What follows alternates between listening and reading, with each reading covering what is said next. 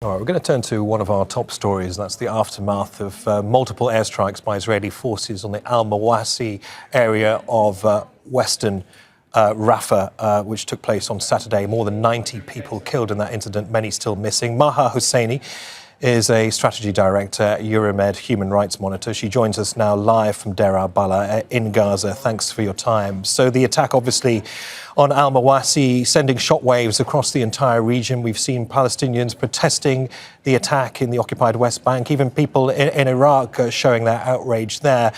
But still, as we know, the death toll is around 90. Many people, though, still buried under the rubble. What more can you tell us about the impact of this huge attack?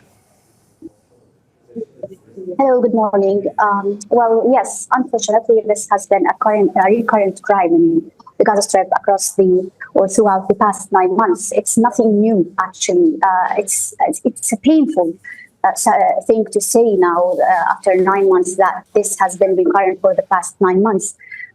Since the first forced displacement order Israel made on the 13th of October 2023, when the Israeli military ordered residents to leave their homes and head to the southern Gaza Valley, the areas in the southern Gaza Valley, including Massacre, have been under continuous and indiscriminate bombardment. So this has been ongoing for 9 months straight.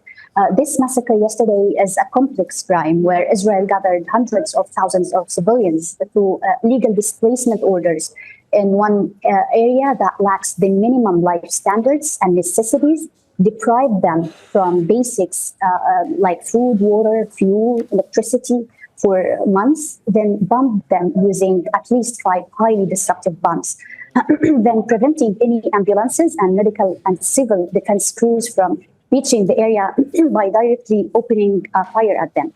Our field team who have been in the area, Massacre, at the time of the attack, documented Israel's use even of drones following the bombardment to open fire directly at anyone or any vehicle trying to evacuate the wounded.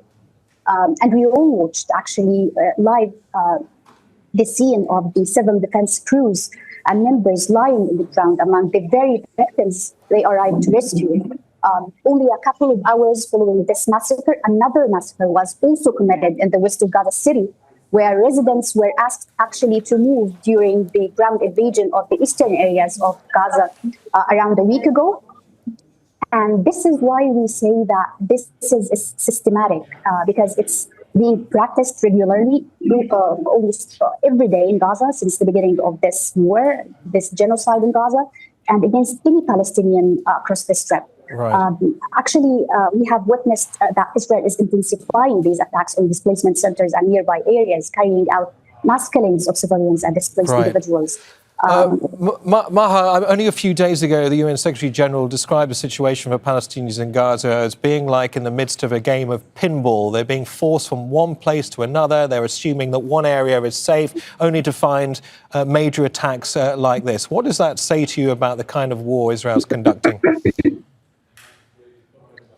Well, yes, what's been happening here is insane on so many levels. The massacre yesterday is only an example of the recurrent violations and recurrent war crimes. The Israeli army's ongoing war crimes in the Gaza Strip, including the repeated targeted killings of Palestinians, targeting of UN-flagged shelter centers, and killing of those inside, and being committed, these crimes being committed with the apparent intent to eradicate Palestinians while also depriving them of all life necessities, with the international community also remaining silent. Civilians are being used as a tool of political pressure and blackmail here in the Gaza Strip with no justification for these crimes.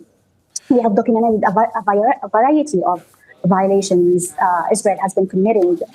The Israeli army has been actually perpetrating all types of violations inside Gaza. Soldiers and the army officials are given a green light even to do whatever they wish, including mass killings, willful killings, torture of civilians inside their homes. Maha, we've got a very brief question to ask you before we move on, and that is, where do you now see hopes of a ceasefire, given what we've witnessed in the past 48 hours? Well, unfortunately, the escalation now resumes or continues as talks about the ceasefire continue or resume. What we actually see is that Israel is escalating these attacks while these talks are resuming. Israel is using Palestinian civilians, and is using these displaced people as a tool of pressure and intimidation during these talks. So what we are seeing now is that there is no hope with Israel still targeting the civilian population, still using the civilian population as a main target in the Gaza Strip. Okay, Maha Hussaini, good to hear your thoughts. Thanks for joining us on Al Jazeera. Make sure to subscribe to our channel to get the latest news from Al Jazeera.